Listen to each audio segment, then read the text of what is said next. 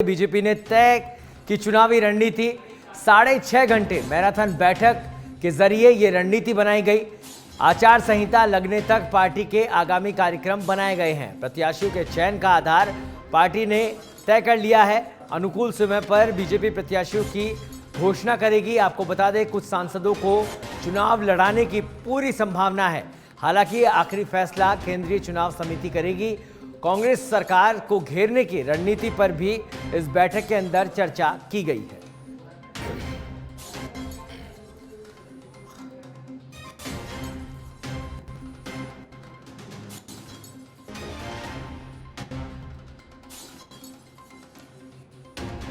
तो 6.5 घंटे ये बैठक आयोजित की गई प्रदेश मुख्यालय पर और तमाम बीजेपी के बड़े नेता, खासतौर पर गृह मंत्री अमित शाह और प्रहलाद जोशी इस बैठक के अंदर मौजूद रहे। तमाम केंद्रीय मंत्री भी इस बैठक में मौजूद रहे और रणनीति तय की गई कि किस तरह से सरकार को घेरा जाएगा और किस तरह से जिताऊ और टिकाऊ उम्मीदवार को चुना जाएगा।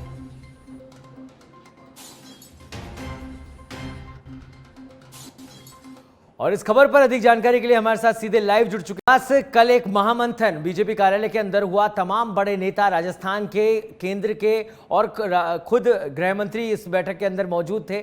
6.5 घंटे के अंदर क्या कुछ चर्चा हुई, क्या कुछ रणनीति बनी, उसको लेकर क्या कुछ जानकारी है?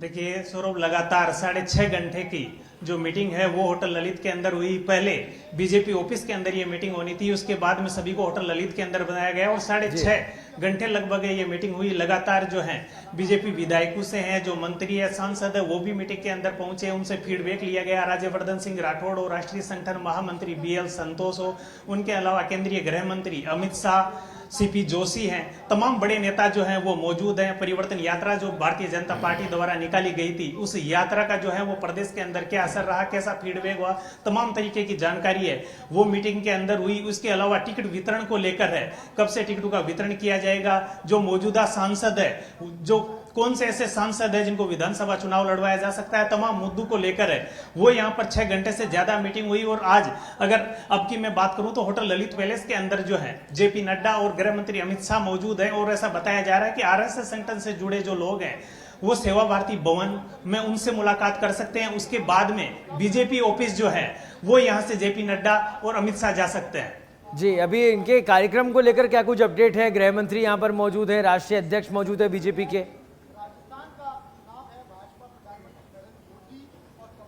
जी देखिए सौरभ, इनसे बड़ा कोई भी नेता जो है अभी होटल ललित के अंदर इनसे मिलने नहीं पहुंचा है, पर जो अंदर से फीडबैक आ रहा है वो यही है कि पहले सेवा भारती भवन जो जाने का प्रोग्राम है वो यहाँ पर है। सेवा भारती भवन यहाँ से जा सकते हैं, RSS संगठन से जुड़े लोगों से है वो मुलाकात कर सकते हैं। जी, अभी अगर रणनीति की बात की जाए, क्योंकि एक यात्रा खत्म हुई है और अब कांग्रेस से खुद सूबे के मुख्यमंत्री अशोक गहलोत ने भी यात्रा शुरू कर दी है, तो इसको लेकर अब क्योंकि यात्राओं का दौर भी शुरू हो गया है, चुनाव सामने खड़े हुए हैं, उसको लेकर कोई रणनीति, कोई अपडेट?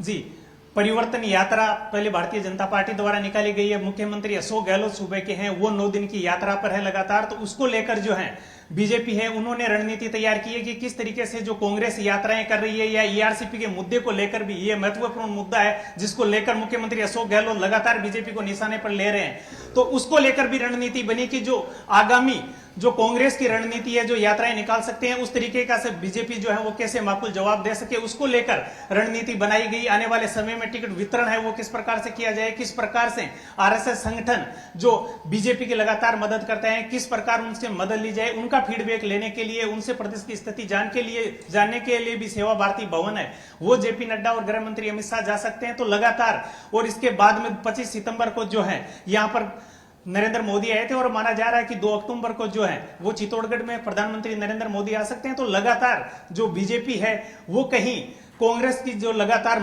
यात्राएं उनका माकूल जवाब दे रही है। जी निवास, ऐसे में जो खबरें आ रही है कि कई सांसद भी ऐसे हो सकते हैं जिनको इस चुनाव में लड़ाया जाए, विधायक का चुनाव लड़ाया जाए, उसको लेकर क्या कुछ जानकारी?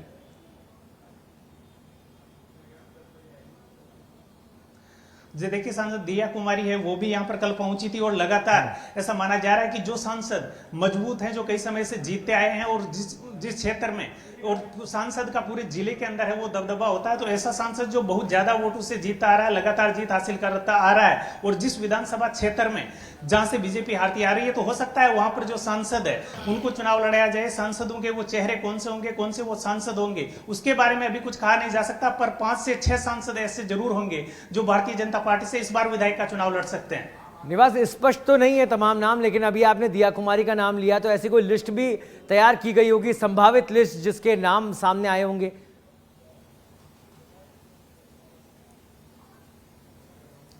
देखिए, संभावित लिस्ट स्वरूप अभी जो है वो कहीं नहीं, पर जो सांसद पहुंचे हैं उनमें राज्यवर्धन सिंह चाहे राठौड़ को आप मान लीजिए, सांसद दिया कुमारी जो है उनको मान लीजिए, तो जयपुर के आसपास के जो सांसद चुने गए हैं उनमें जो शहर के सांसद है, जयपुर ग्रामीण से हो, जयपुर शहर से हो, उन सांसदों को जो है इस बार विधानसभा भेजा जा सकता है। विधानसभा का चुनाव है वो लड़वाया जा सकता है, क्योंकि जयपुर शहर जो है वो मुख्य यहाँ पर फोकस है वो बीजेपी का रहेगा, और लगातार यात्राएं जो है वो कर रही है, क्योंकि जो सिटी के वोट बैंक है सौरभ, वो लगातार बीजेपी के संपर्क में रहते हैं और बीजेपी का वोट बैंक माना जाता है। जो प्रॉपर जयपुर का है या सिटी का, आप कहीं से भी माने, प्रॉपर वोट बैंक जो है वो बीजेपी का है। तो पिछली बार यहाँ पर कांग्रेस ने बीजेपी के गढ़ में सेंध लगाई थी, तो अब की बार बीजेपी का यह प्रयास है कि जो सांसद यहां से मजबूत है उनको विधानसभा का टिकट दिया जाए, ताकि जहां से जो विधायक हार रहे हैं वहां से वो जीतकर विधानसभा जा सके।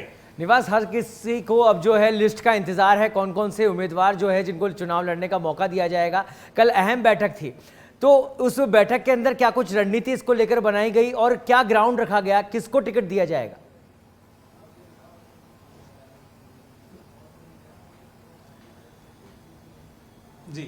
जी सौरभ, देखिए 4 जो ग्रुप बनाए गए A B C D BJP के द्वारा, उसको लेकर चर्चा की गई। जो लगातार 3 या 4 बार से चुनाव हार रहे हैं उसको क्या टिकट दिया जाए, नहीं दिया जाए। वहां के कार्यकर्ता जो उस विधानसभा क्षेत्र से आते हैं, जो भारतीय जनता पार्टी से जुड़े हुए हैं, उन कार्यकर्ताओं से फीडबैक लिया गया, उनसे जाना गया, उनके वहां से विधायक से, पार्टी के नेताओं से, कि क्या कारण था जिनसे वो लगातार 3 या 4 बार से हार रहे हैं। तो उनका टिकट कटना जो है वो लगभग तय माना जा रहा है। जो विधायक लगातार 3 या 4 बार से हार रहे हैं और पार्टी लगातार उन पर भरोसा करके वो टिकट दे रही है, तो बीजेपी जब वो टिकट मांगने के लिए आएंगे, जब उन्होंने टिकट के लिए आवेदन किया है, तो बीजेपी उनसे ये सवाल है वो जरूर करेगी कि आप लगातार 4 बार हार रहे हैं, इसके पीछे का कारण क्या है, हम कौन से ऐसे मुद्दे हैं, या अब की बार आप ऐसा क्या करोगे कि हम आपको टिकट दें। तो जो 3 या 4 बार से स्वरूप लगातार उम्मीदवार वो हारते आए हैं, उनको अब की बार बीजेपी है वो टिकट नहीं देगी।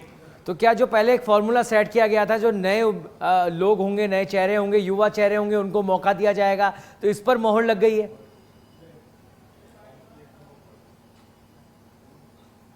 जी सर, दोनों पार्टियों में है, चाहे भारतीय जनता पार्टी की बात करें चाहे कांग्रेस पार्टी की है।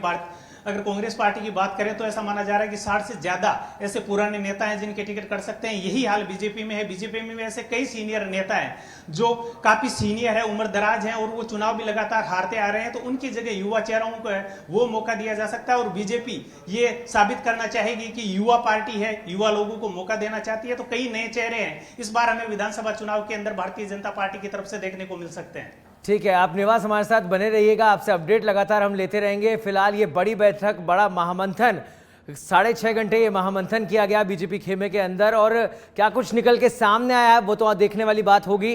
साथ ही नेता प्रतिपक्ष राजेंद्र राठौड़ ने क्या कुछ कहा, आइए आपको सुनाते हैं।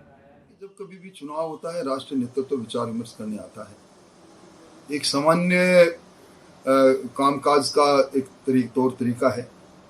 पिछले दिनों हमारी परिवर्तन संकल्प यात्रा पूरी हुई, उसके बारे में पूरी जानकारी हमारे केंद्र नेतृत्व को रहे, ये हमारा राज्य नेतृत्व चाहता था। उसी नाते एक बैठक हुई, आगे का रोड मैप बना, और मैं समझता हूँ कि निश्चित तौर पर रण कौशल में जब उतरते हैं तो सेनापति जब आते हैं तो उत्साह दिखेगा। क्या दावा है इस बार चुनाव को लेकर?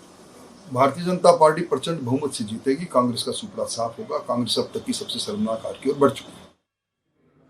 तो बीजेपी की तरफ से नेता प्रतिपक्ष राजेंद्र राठौड़ ने कहा कि पूरी तरह से आश्वस्त हैं कि बीजेपी इस बार आने वाली है, और तमाम रणनीति तय की गई। 6.5 घंटे की मीटिंग रही, नेता राष्ट्रीय अध्यक्ष के साथ ये मीटिंग की गई और सकारात्मक मीटिंग रही। इसके बारे में तमाम जानकारी उन्होंने पत्रकारों को दी। फिलहाल इस खबर पर हमारे साथ जुड़ गए हमारे संवाददाता लाल सिंह फौजदार। लाल सिंह, 6.5 घंटे का महामंथन बीजेपी खेमे के अंदर, क्या कुछ निकलकर सामने आया? देखिए बिल्कुल जिस तरह सौरभ एक मैराथन मीटिंग चली लगातार 6.5 घंटे की मीटिंग चली।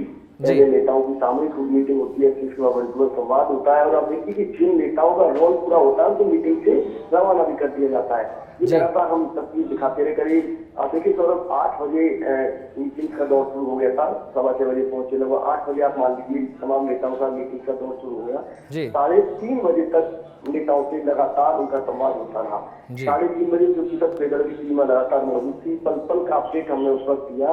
एक नेता से बाद में जो वर्चुअल संवाद किया, लास्ट में आप देखिए वसुंधरा राजे के निकल जाने के बाद निकलते हैं राजेंद्र राठौर निकलते हैं, इसके बाद आपके प्रहलाद जोशी निकलते हैं, इसके बाद लास्ट में सीपी जोशी आते हैं जिनसे हम रूबरू होती है मीडिया।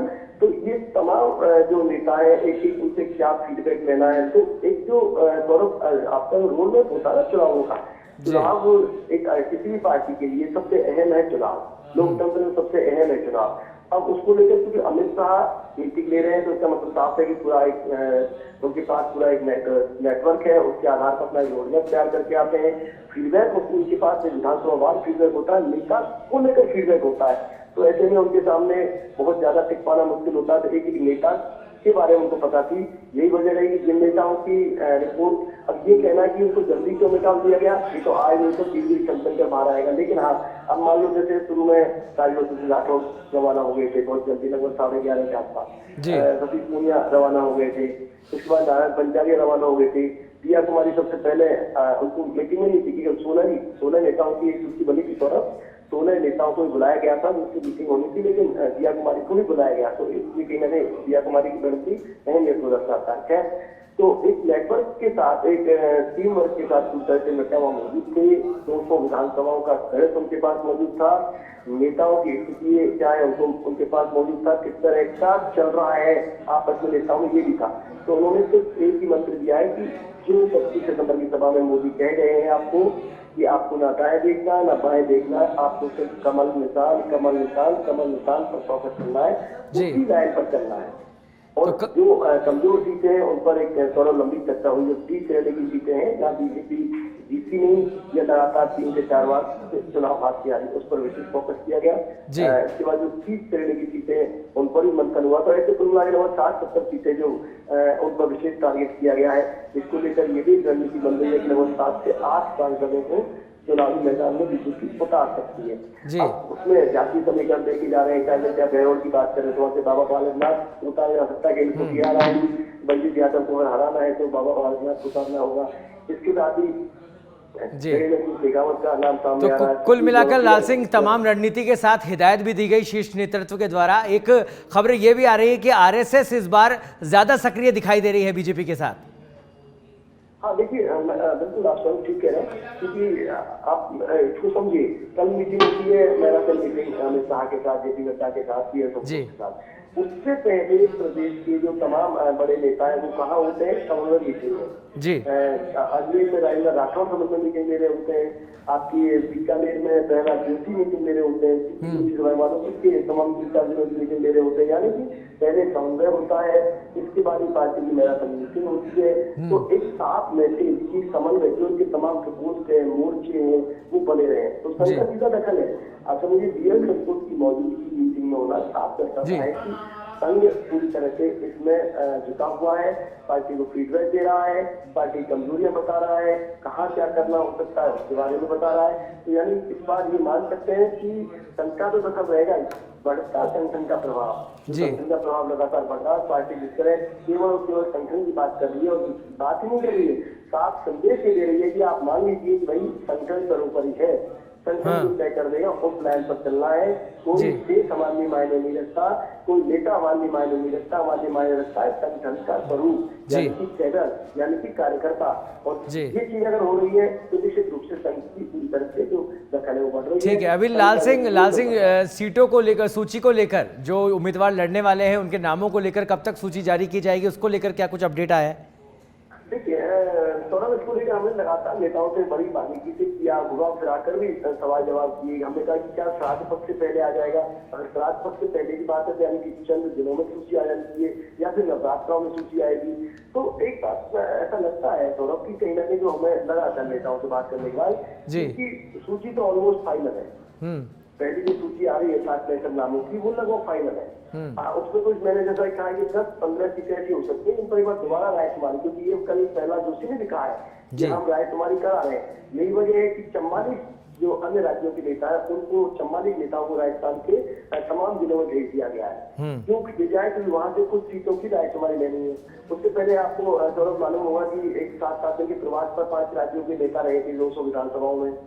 इसके बाद अपने जो प्रवासी योजना के तहत जो कार्यकर्ता है वो लगातार फीडबैक ले रहे हैं। इसके बाद परिवर्तन संकल्प यात्राओं में जो फीडबैक वो भी सामने आ रहा है। अब कहते हैं ना, ठीक है अंतिम लाल सिंह, आप हमारे साथ बने रहिए, लगातार आपसे अपडेट भी हम लेते रहेंगे। फिलहाल हमारे साथ जुड़ गए हैं सच बेधड़क के managing editor Sudhanshu Mathur. Sir, आपसे मैं यही जानना चाहूंगा, बीजेपी खेमे के अंदर कल एक बड़ा महामंथन हुआ, 6.5 घंटे बैठक हुई। ऐसे में सबकी नजर इसी बात पर है कि जो चुनाव के अंदर जिन लोगों को चुना जाएगा, उम्मीदवार जिनको बनाया जाएगा पार्टी की तरफ से, तरहीज किसको दी जाएगी, उसको लेकर क्या कुछ निकलकर सामने आया अभी तक? देखिए, जैसे कि अभी लाल सिंह जी कह रहे थे और इससे पहले भी जो भारतीय जनता पार्टी ने संकेत दिए थे, संकेत स्पष्ट थे कि राजस्थान के अंदर जो चेहरा है वो नरेंद्र मोदी रहेंगे। हालांकि कयास सब लगाए जा रहे थे, लेकिन जिस तरह से कल बैठक हुई उस बैठक के अंदर एक बात तो तय हो गई है कि युवा जो चेहरे हैं, युवा जो नेतृत्व है, उसको भारतीय जनता पार्टी जो है तरजीह देना चाहती है। उसमें एक नाम जो सबसे महत्वपूर्ण आया है वो दिया कुमारी का है, जो राज्यसभा से सांसद है और जयपुर राजघराने से जो संबंध रखती है।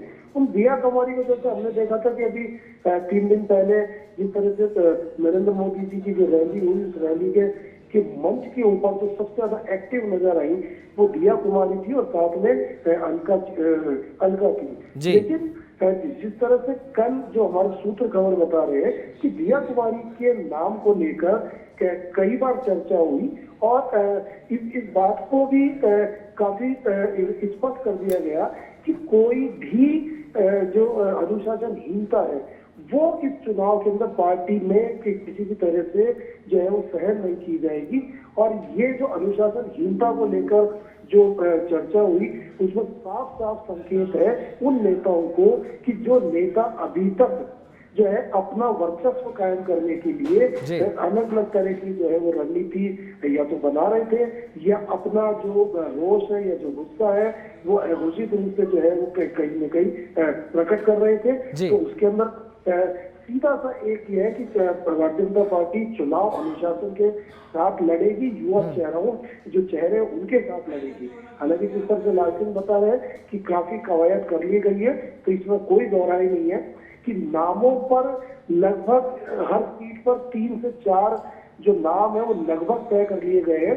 एक आध सीट को छोड़ दे तो वो अपवाद होगा, लेकिन भारतीय जनता पार्टी ने कल जो पूरा मंथन किया उसके अंदर ये स्पष्ट संकेत दे दिए है कि वो पूरी शिद्दत के साथ राजस्थान में चुनाव लड़ेगी। अशोक गहलोत की जो रणनीति है, अशोक गहलोत के जो अब तक का उनका प्रचार है कि वो राजस्थान के अंदर जो है उन्होंने अपनी पूरी पकड़ बना ली है, उसके खिलाफ एक पूरी रणनीति लगभग तय हुई है। जी सुधांशु जी, तमाम रणनीति बनाई जा रही है और आप अनुशासन की बात कर रहे थे, तो कहीं ना कहीं इस बार खबरें ये भी आ रही है कि अनुशासन आरएसएस का भी चलेगा, क्योंकि इस बार आरएसएस खुलकर चुनाव प्रचार करता हुआ दिखाई देगा। आरएसएस को विशेष रोल भी तय किया गया है, उसको लेकर आप किस तरह से देखते हैं? इसका कितना फायदा पार्टी को मिल पाएगा, कितना लाभ मिलेगा? देखिए, भारतीय जनता पार्टी का जो मात्र संगठन है वो राष्ट्रीय स्वयंसेवक संघ है, क्योंकि राष्ट्रीय स्वयंसेवक के पास जो मैन पावर है वो भारतीय जनता पार्टी के पास नहीं। भारतीय जनता पार्टी के पास नेता है, लेकिन जो ग्राउंड लेवल पर जो फोर्स है वो आरएसएस की है और आरएसएस के बिना भारतीय जनता पार्टी अधूरी है। हमने जितने भी चुनावों के अंदर जो परिणाम देखे हैं वो आरएसएस की जो सक्रियता है उसके कारण परिणाम आए। और राजस्थान के अंदर चूंकि निम्बाराम एक ऐसा प्रकरण हुआ था कि जिसके अंदर आरएसएस को काफी जो है वो जिल्लत झेलनी पड़ी थी। जी। तो आरएसएस इसलिए इस बात को लेकर भी काफी कमिटेड है कि अशोक गहलोत सरकार के खिलाफ वो पूरी तरह से जो ग्रास रूट लेवल के ऊपर जो है वो मोर्चा संभालेगा। तो जी। इसमें कोई दौरा ही नहीं है कि संघ की महत्वपूर्ण भूमिका रहेगी। और आपको एक महत्वपूर्ण बात ये और बताऊं कि संघ के कुछ जो बड़े जो नाम है वहां से भी एक सूची गई है। सबने अपने अपने जो रिसर्च किया उन्होंने पूरे राजस्थान में, तो जी। अलग अलग क्षेत्रवार उम्मीदवारों की सूची भी भेज दी गई है। आप अगर इस समय भारतीय जनता पार्टी के टिकट के लिए सक्रिय नेताओं की सूची देखेंगे जी। तो उसके अंदर बहुत सारे नाम संघ के प्रचारक हैं, युवा जी। संघ के प्रचारक हैं, कि जो प्रचारक की भूमिका से अलग हटकर जो है अलग अलग क्षेत्रों में काम करके उन क्षेत्रों में टिकट की दावेदारी कर रहे हैं। तो इसमें जी। कोई दौरा ही नहीं है कि आरएसएस की महत्वपूर्ण भूमिका रहेगी और आरएसएस ही भारतीय जनता पार्टी का जो परिणाम है उसको कहीं ना कहीं प्रभावित करेगा। जी चलिए, आप तीनों का बहुत बहुत धन्यवाद हमारे साथ इस चर्चा में जुड़ने के लिए। और तमाम तैयारियां इस समय तमाम पार्टियां कर रही हैं और पूरी तरह से कमर कस रखी है। और राजस्थान के अंदर आपको बता दें, कल बीजेपी का एक महामंथन 6.5 घंटे चला। 3:30 बजे तक ये बैठक चली जिसमें तमाम रणनीति राजस्थान को लेकर बनाई गई। किस तरह से टिकाऊ उम्मीदवारों को चुना जाएगा उसको लेकर रणनीति बनाई गई। और आरएसएस का जो अहम रोल अब इन चुनावों में रहने वाला है वो सब तय किया गया।